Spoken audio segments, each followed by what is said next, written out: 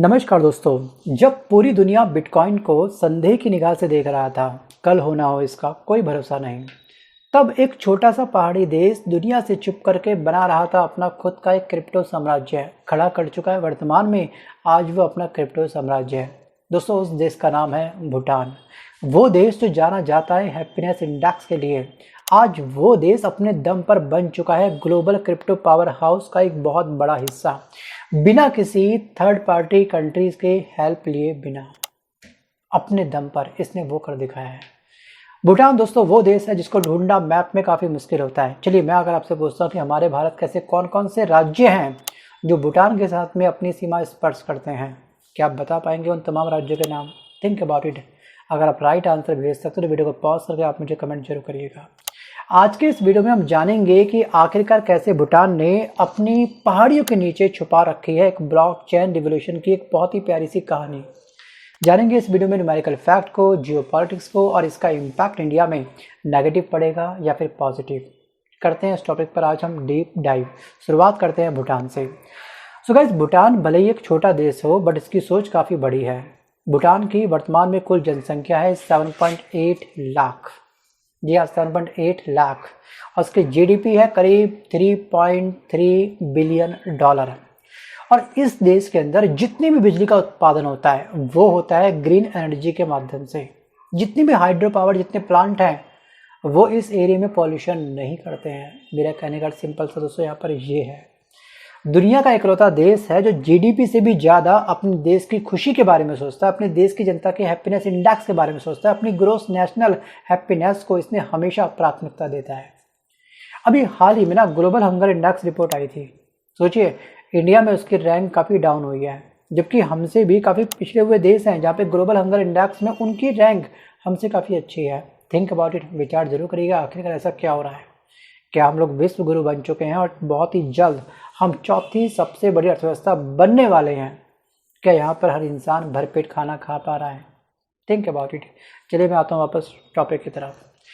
So guys, इस खुश मिजाज भूटान देश ने 2021 से चुपचाप शुरू कर दी थी बिटकॉइन और एथेरियम की माइनिंग करना, वो भी बिना किसी शोर शराबे के, बिना किसी के हल्ला काटे, बिना अपना डंका बजाए।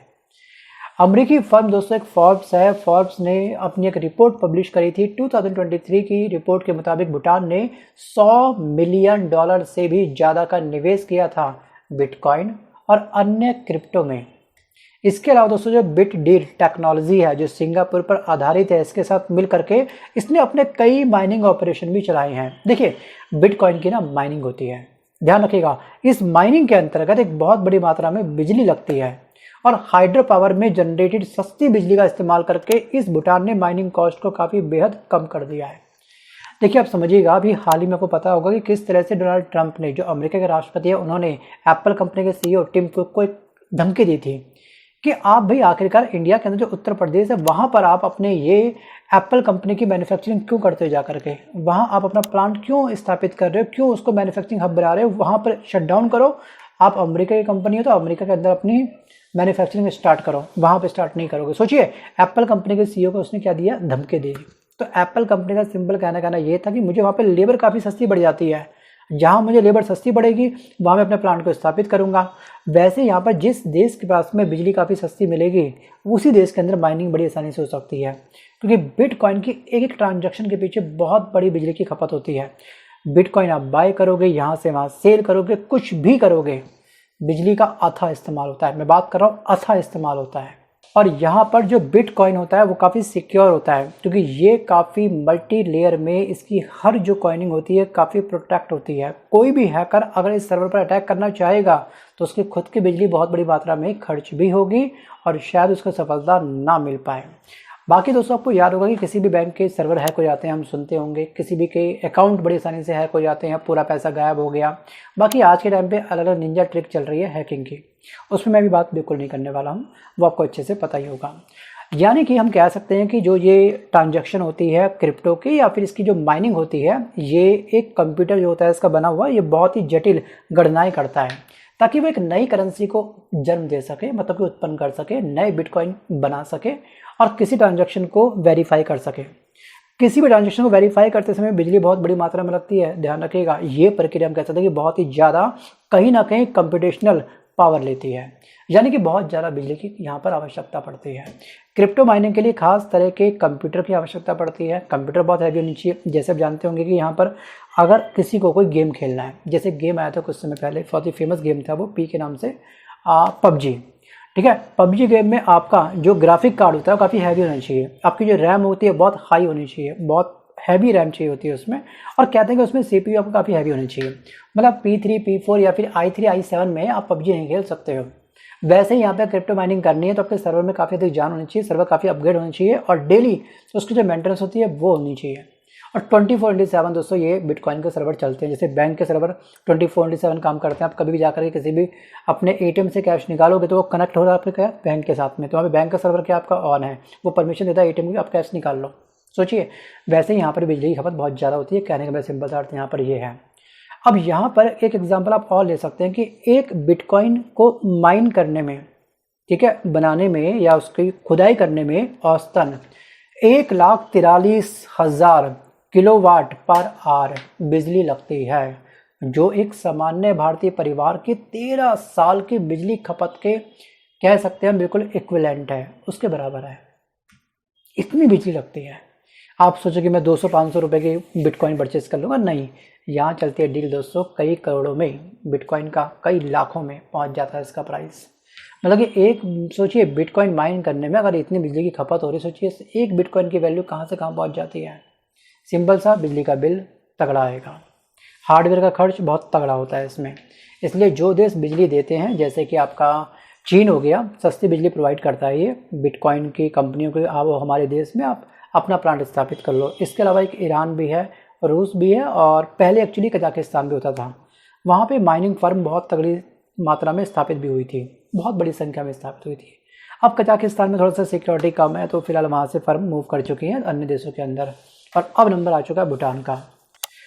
अब यहाँ पर जब बाकी देश बिजली के बिल से डर रहे थे, भूटान ने बिजली से बहुत पैसा कमा भी लिया है, और अब तक ये पैसा कमा भी रहा है, आगे आने वाले समय में बहुत तगड़ा पैसा कमाएगा भी।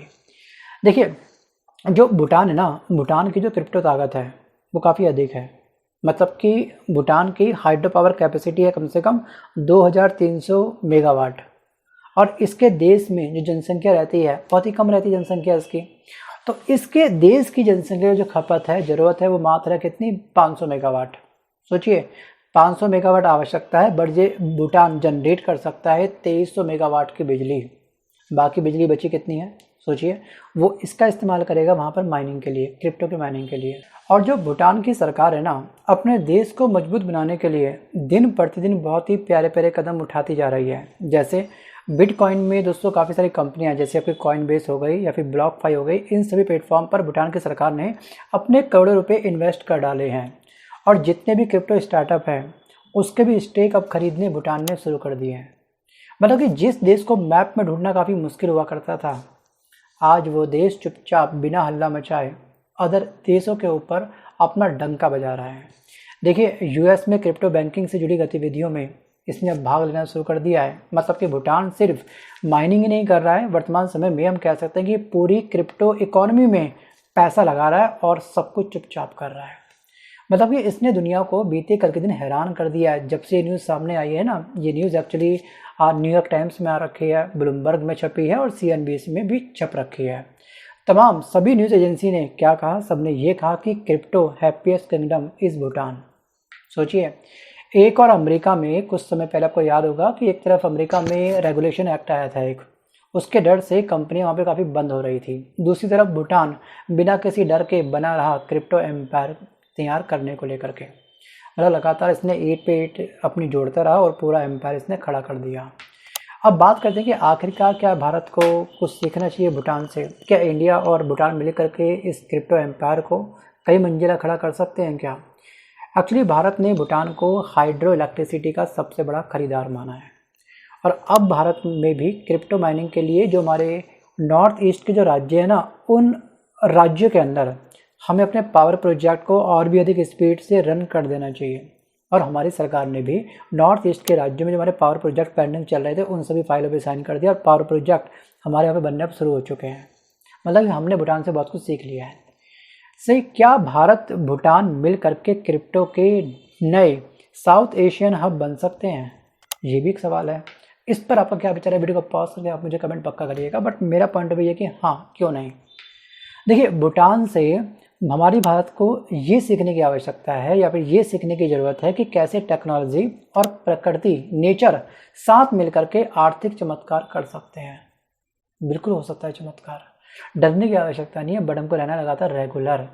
और भूटान की हमको हेल्प करनी चाहिए और भूटान हमारी भी हेल्प करेगा, क्योंकि कोई भी देश ना कमज़ोर नहीं होता है। बस कभी कभी उसकी स्थिति या फिर वर्तमान की सरकार उस देश का बट्टा लगा देती है, मतलब बेड़ा गर्क कर देती है। मैं बात कर रहा हूँ इस समय पाकिस्तान के बारे में। भाई, रेयर अर्थ मिनरल्स पाकिस्तान के अंदर भी भरपूर मात्रा में है। आप देखिए, बलूचिस्तान के 40% हिस्से पर इसने कब्जा कर रखा है भाई पाकिस्तान ने। ठीक है, वैसे बोल रखा है बलूचिस्तान मेरा पूरा खुद का प्रांत है। अगर अभी भी वर्तमान समय में जो भुखमरी से ग्रस्त है इस समय पाकिस्तान, या फिर जो वेंटिलेटर पे पड़ा होता है आपका ये पड़ोसी देश पाकिस्तान, वो चाहे तो अभी भी उन्नति कर सकता है। बट इसके ढाक के 3 पात हैं, कुत्ते के दुम है, इसकी हमेशा झुकाव होता है कि वे आतंकवाद कैसे फैलाएं, तो ज़्यादा उन्नति नहीं कर पा रहा है।